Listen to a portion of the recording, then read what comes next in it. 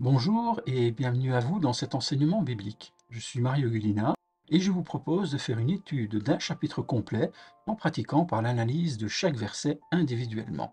Je vous rappelle que vous pouvez consulter l'ensemble des références bibliques de cette étude à travers un fichier PDF qui reprend l'enseignement dans son entièreté. Le lien d'accès au fichier se trouve dans la description de cette vidéo. Pour ne pas perdre le fil et faciliter la compréhension de cet enseignement, vous aurez besoin de concentration. Je vous invite à choisir un moment au calme et à suivre visuellement le texte biblique au fur et à mesure que l'on avance dans l'explication, soit sur l'écran de votre ordinateur, soit sur votre télévision ou encore directement dans votre Bible. Alors, aujourd'hui nous aurons 13 versets à explorer dans ce troisième chapitre de la première lettre transmise aux Thessaloniciens. Cet épître est partagé en 5 chapitres et l'étude suivante nous permettra de comprendre le message faisant partie de ce troisième volet. Mais d'abord, faisons une petite introduction. Ce chapitre se divise en 3 parties principales. La première se déroule du verset 1 au verset 5. Paul exprime son inquiétude et son affection pour les Thessaloniciens, qui sont exposés à de violentes persécutions. Il raconte comment il a envoyé Timothée, son collaborateur, pour les affermir et les exhorter dans leur foi. La deuxième partie englobe le verset 6 au verset 10. Paul rapporte le bon rapport que Timothée lui a fait de l'état spirituel des Thessaloniciens. Il loue leur persévérance, leur fidélité et leur amour. Il prie Dieu de les faire croître davantage dans ses vertus. Pour finir, la troisième partie développe le verset 11 au verset 13. Paul exprime son désir ardent de revoir les Thessaloniciens. Il demande à Dieu de préparer leur cœur à l'avènement du Seigneur Jésus-Christ. Il souhaite que Dieu les sanctifie parfaitement et qu'ils conservent leur être entier irrépréhensible. Avant de commencer, je prie notre Père Céleste pour la bonne fin de cet enseignement, qu'il puisse faire écho dans le cœur de ceux qui en ont besoin, qu'il rassasie l'absence de nourriture spirituelle de ceux qui ont faim, et qu'il finisse par servir à la gloire de Dieu avec simplicité et amour, dans le puissant nom de Jésus-Christ. Amen. Lisons les versets 1 à 5, qui dit ceci. C'est pourquoi, impatients que nous étions, et nous décidant à rester seuls à Athènes, nous envoyâmes Timothée notre frère, ministre de Dieu dans l'évangile de Christ, pour vous affermir et vous exhorter au sujet de votre foi, afin que personne ne fût ébranlé au milieu des tribulations présentes, car vous savez vous-même que nous sommes destinés à cela. Et lorsque nous étions auprès de vous, nous vous annoncions d'avance que nous serions exposés à des tribulations, comme cela est arrivé. Et comme vous le savez, ainsi, dans mon impatience, j'envoyais m'informer de votre foi, dans la crainte que le tentateur ne vous eût tenté et que nous n'eussions travaillé en vain. Pour se situer dans l'histoire, remémorons-nous le contexte. L'apôtre Paul écrit aux chrétiens de Thessalonique, une ville qui se trouve en Grèce.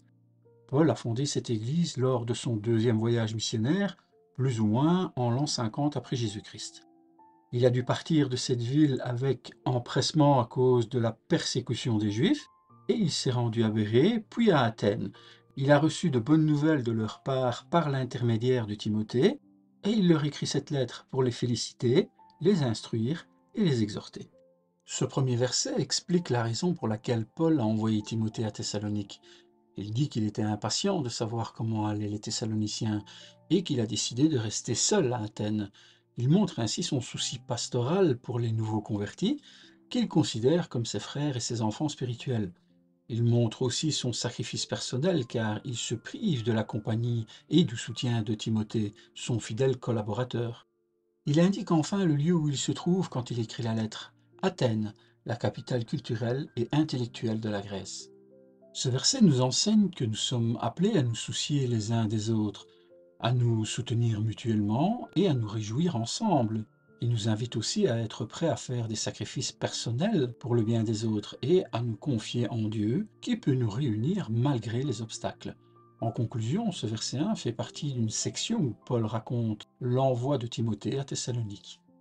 Ce verset 2 décrit la mission de Timothée à Thessalonique. Il dit que Paul l'a envoyé comme son frère, comme son proche collaborateur et son ami. Il dit aussi que Timothée est un serviteur de Dieu, parce qu'il obéit à la volonté divine et qu'il travaille pour sa gloire. Il dit enfin que Timothée est un collaborateur de Paul dans l'annonce de l'évangile de Christ, parce qu'ils partagent avec lui la même foi et le même message. Il précise que le but de l'envoi de Timothée est de les affermir et de les encourager dans la foi. Ce verset nous enseigne que Dieu attend de nous une collaboration fraternelle et fidèle dans son service, surtout avec ceux qui annoncent l'Évangile. Il nous rappelle que nous sommes appelés à être des serviteurs de Dieu, qui obéissons à sa volonté et qui travaillons pour sa gloire. Il nous invite aussi à être des collaborateurs dans l'annonce de l'Évangile de Christ, qui partageons la même foi et le même message. Il nous exhorte aussi à être des soutiens pour nos frères et sœurs en Christ, qui les aidons à rester fermes et confiants dans leur foi. En conclusion, ce verset 2 parle de l'envoi de Timothée aux Thessaloniciens et montre le souci pastoral de Paul pour la fermeté et leur position envers l'Évangile ainsi que pour leur foi. Passons au verset 3. Il nous fait comprendre une des raisons pour lesquelles Paul a envoyé Timothée à Thessalonique. Il dit que c'est pour les aider à rester fermes et confiants malgré les tribulations qu'ils subissent. Il dit aussi que ces tribulations font partie du plan de Dieu pour ses serviteurs, qui sont destinés à souffrir pour le nom du Christ et dont les Thessaloniciens le savent déjà. En effet, comme le Christ a souffert, nous souffrirons aussi parce que le monde est contraire à la volonté de Dieu et à travers notre foi pour le Christ, les méchants s'en prendront toujours à ses enfants. Ce verset nous enseigne que Dieu attend de nous une foi solide et persévérante dans les épreuves, qui sont permises par la volonté souveraine et qui ont pour but de nous éprouver et de nous purifier. Il nous rappelle que nous ne sommes pas seuls dans nos souffrances, mais que nous avons des frères et sœurs qui nous soutiennent et qui prient pour nous. Il nous invite indirectement à nous souvenir des promesses de Dieu, qui nous assure qu'il ne nous abandonnera pas et qu'il nous donnera la victoire finale sur le mal. En conclusion, ce verset 3 nous montre le but de l'envoi de Timothée par Paul aux Thessaloniciens, qui est de les fortifier pour qu'ils puissent faire face aux difficultés et aux persécutions avec foi et persévérance. Ce verset 4 exprime le souci de Paul pour les chrétiens de Thessalonique, qui sont persécutés à cause de leur foi. Il leur rappelle qu'il les avait prévenus que les tribulations sont inévitables pour ceux qui suivent le Seigneur Jésus, et qu'il avait lui-même souffert à Philippe et à Thessalonique. Il leur montre ainsi sa compassion et sa solidarité, mais aussi sa confiance en Dieu qui les soutient dans les épreuves. Ce verset nous enseigne plusieurs leçons pratiques pour notre vie chrétienne, comme le fait que nous devons nous attendre à rencontrer des tribulations dans ce monde, car nous sommes en opposition avec le prince de ce siècle, Satan, et que le système qu'il a établi, Jésus lui-même a dit « Vous aurez des tribulations dans le monde, mais prenez courage, j'ai vaincu le monde. » Sans oublier que nous devons nous préparer à affronter les tribulations avec foi et patience, en nous appuyant sur la parole de Dieu et sur la prière. Paul dit aux Romains, nous nous glorifions même des tribulations, sachant que la tribulation produit la patience l'épreuve, et l'épreuve l'espérance. Pour finir, nous devons nous soutenir les uns les autres dans les tribulations, en nous exhortant mutuellement, en nous portant les fardeaux les uns les autres, et en priant les uns pour les autres.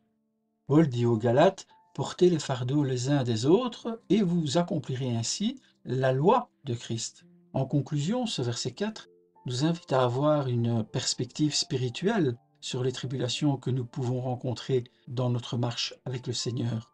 Au lieu de nous décourager ou de nous révolter, nous devons les considérer comme des occasions de croissance spirituelle, de témoignage et d'espérance.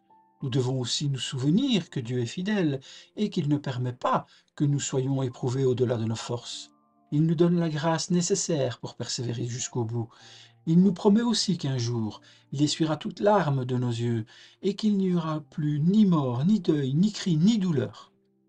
Ce verset 5 fait suite au verset précédent, où Paul rappelle aux Thessaloniciens qu'il les avait avertis des tribulations qu'ils devaient subir à cause de leur foi en Jésus-Christ. Il leur explique qu'il a envoyé Timothée, son collaborateur, pour s'informer de leur état spirituel, car il craignait que le tentateur Satan ne les ait ébranlés dans leur confiance en Dieu et dans son évangile.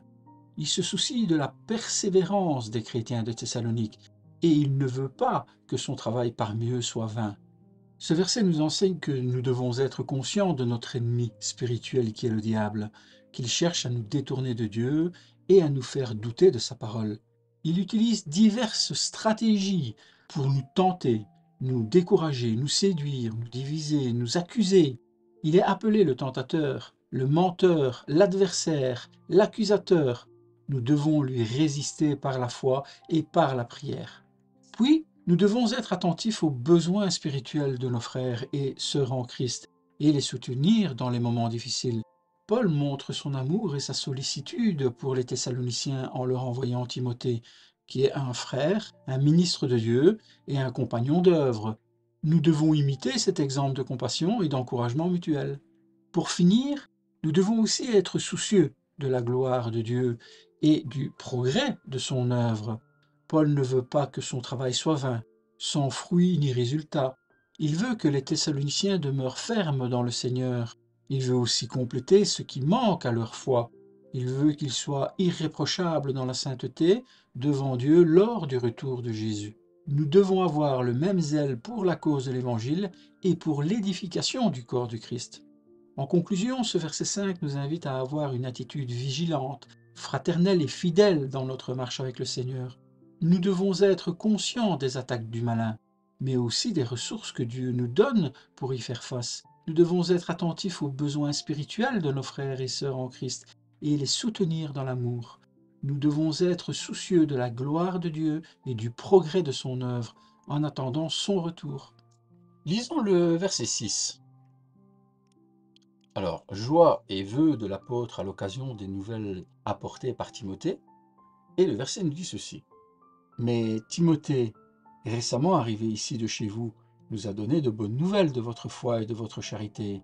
Il nous a dit que vous avez toujours de nous un bon souvenir, désirant nous voir, comme nous désirons aussi vous voir. Le verset 6 rapporte le contenu du rapport de Timothée sur les Thessaloniciens. Il exprime que Timothée est revenu vers Paul avec de bonnes nouvelles de leur foi et de leur charité. Timothée lui a confirmé qu'ils demeuraient fidèles au Seigneur, qu'ils manifestaient leur amour les uns pour les autres et qu'ils avaient toujours de lui un bon souvenir, qu'ils gardaient une reconnaissance et une affection pour celui qui leur avait annoncé l'Évangile. Ce verset nous apprend enfin que Timothée a dit à Paul qu'il désirait le revoir comme Paul désirait aussi les revoir, car ils avaient un lien spirituel fort et qu'ils souhaitaient se retrouver bientôt. Ce verset nous enseigne que Dieu attend de nous une foi vivante et une charité active envers nos frères et sœurs en Christ, surtout ceux qui nous ont fait connaître le salut. Il nous rappelle que nous devons être reconnaissants et affectueux envers ceux qui nous ont enseigné la parole de Dieu et qui prient pour nous. Il nous invite aussi à entretenir des relations fraternelles avec nos frères et sœurs en Christ et à désirer les voir ou les revoir. En conclusion, ce verset 6 fait partie d'une section où Paul raconte l'envoi de Timothée à Thessalonique, son retour avec de bonnes nouvelles et sa joie pour la foi et la charité des Thessaloniciens. Il montre l'amour pastoral de Paul pour les nouveaux convertis, qu'il considère comme ses frères et ses enfants spirituels. Il montre aussi la fidélité des Thessaloniciens qui demeurent fermes dans le Seigneur malgré les tribulations. Il nous montre aussi la communion des saints qui se réjouissent ensemble et qui se soutiennent mutuellement. Lisons les versets 7 à 10. Il dit ceci. En conséquence, frères, au milieu de toutes nos calamités et de nos tribulations, nous avons été consolés à votre sujet, à cause de votre foi. Car maintenant nous vivons, puisque vous demeurez fermes dans le Seigneur. Quelle action de grâce, en effet, nous pouvons rendre à Dieu à votre sujet, pour toute la joie que nous éprouvons à cause de vous, devant notre Dieu. Nuit et jour, nous le prions avec une extrême ardeur, de nous permettre de vous voir et de compléter ce qui manque à votre foi. Ce verset 7 exprime le sentiment de Paul face aux bonnes nouvelles apportées par Timothée. Il dit qu'il a été consolé au milieu de toutes ces calamités et de ces tribulations.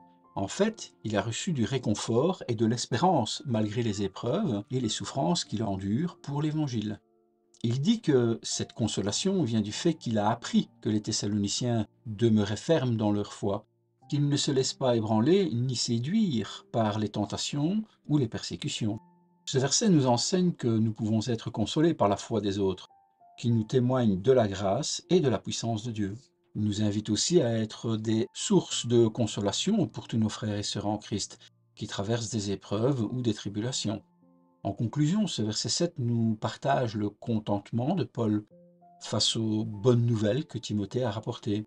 Il exprime la joie de Paul pour la foi et la charité des Thessaloniciens, qui demeurent fermes dans le Seigneur malgré les tribulations. Il nous montre aussi la consolation que Dieu donne à ses serviteurs fidèles. Le verset 8 fait suite au verset précédent. Il exprime le sentiment de Paul face aux bonnes nouvelles apportées par Timothée. Il dit qu'il vit maintenant, puisque les Thessaloniciens demeurent fermes dans le Seigneur. Il montre ainsi l'importance qu'il accorde à la foi des croyants, qui est le fondement et le fruit de son ministère. Il montre aussi la joie qu'il ressent en voyant que son travail n'a pas été vain, mais qu'il a apporté du fruit dans la vie des Thessaloniciens. Il montre enfin la dépendance qu'il a du Seigneur, qui est sa source de vie et de force. Ce verset nous enseigne que nous pouvons être une source de joie et d'encouragement pour ceux qui nous ont enseigné la parole de Dieu et qui prient pour nous. Il nous invite aussi à reconnaître que notre vie dépend du Seigneur, qui est notre Maître et notre Sauveur. En conclusion, ce verset 8 met en évidence la fidélité des Thessaloniciens, qui demeurent fermes dans le Seigneur malgré les tribulations. Il nous montre aussi la vie que Dieu donne à ses serviteurs fidèles. Passons au verset 9. Il exprime la gratitude de Paul envers Dieu pour les Thessaloniciens à cause de toute la joie qu'il leur procure. Il montre ainsi l'importance qu'il accorde aux Thessaloniciens, qu'il considère comme ses frères et ses enfants spirituels. Il montre aussi la joie qu'il ressent en voyant que son travail n'a pas été vain, mais qu'il a apporté du fruit dans la vie des Thessaloniciens. Il montre enfin la piété de Paul, qui rend gloire à Dieu pour tout ce qu'il a fait dans son Église. Ce verset nous enseigne que Dieu attend de nous une gratitude sincère et débordante pour nos frères et sœurs en Christ, surtout pour ceux qui nous ont fait connaître le salut. Il nous rappelle que nous devons être reconnaissants et joyeux pour ceux qui nous ont enseigné la parole de Dieu. Il nous invite à rendre gloire à Dieu pour tout ce qu'il a fait dans son Église, qui est son corps et sa famille. En conclusion, ce verset 9 nous montre l'amour pastoral de Paul pour les enfants de Dieu qu'il considère comme ses frères. Il nous montre aussi la gratitude que Dieu inspire à ses serviteurs qui sont fidèles. Voyons le verset 10. Il exprime la prière de Paul pour les Thessaloniciens. Il dit qu'il prie Dieu nuit et jour avec une extrême ardeur, et qu'il adresse à Dieu des supplications incessantes et ferventes. Il dit que le but de sa prière est de pouvoir les revoir. Il désire ardemment se rendre auprès d'eux pour les soutenir et compléter ce qui manque à leur foi, en leur apportant un enseignement plus approfondi et plus complet sur la doctrine chrétienne. Ce verset nous enseigne que Dieu attend de nous des prières constantes et passionnées pour nos frères et sœurs en Christ, surtout pour ceux qui sont jeunes dans la foi ou qui traversent des épreuves. Il nous rappelle que nous devons désirer les voir et les revoir pour partager avec eux notre expérience et notre espérance. Il nous invite aussi à chercher à grandir dans la connaissance et la pratique de la parole de Dieu et à aider nos frères et sœurs à faire la même chose. En conclusion, ce verset 10 nous montre la prière fervente de Paul pour les Thessaloniciens, qu'il veut revoir et instruire davantage. Il montre aussi la volonté de Paul de compléter la foi des Thessaloniciens, qui ont encore besoin d'être affermis. Lisons maintenant les versets 11 à 13. Il dit ceci: Que Dieu lui-même, notre Père et notre Seigneur Jésus, aplanisse notre route pour que nous allions à vous. Que le Seigneur augmente de plus en plus parmi vous, et à l'égard de tous, cette charité que nous avons nous-mêmes pour vous, afin d'affermir vos cœurs pour qu'ils soient irréprochables dans la sainteté devant Dieu notre Père, lors de l'avènement de notre Seigneur Jésus avec tous ses saints. Ce verset 11 contient une prière de Paul pour que Dieu lui ouvre le chemin vers les Thessaloniciens. Il dit que Dieu lui-même, il fait référence au Père céleste qui est la source de toute grâce et de toute bénédiction.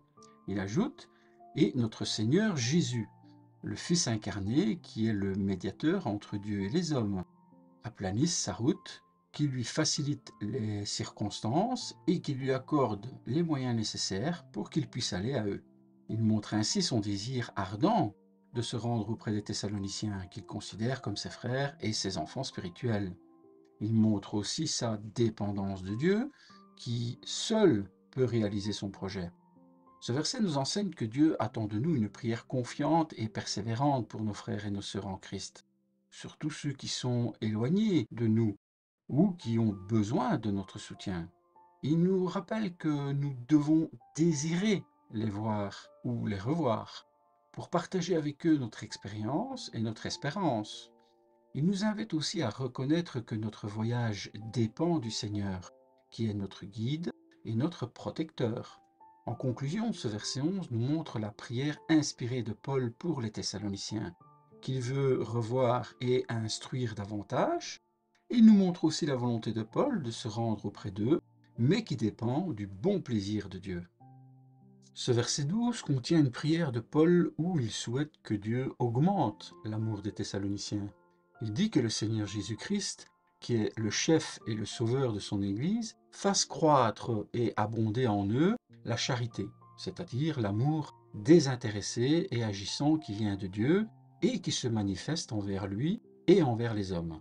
Il dit que cet amour doit s'exercer les uns envers les autres, entre les membres de l'Église locale de Thessalonique, mais aussi envers tous les autres chrétiens dispersés dans le monde, et même envers tous les hommes sans distinction.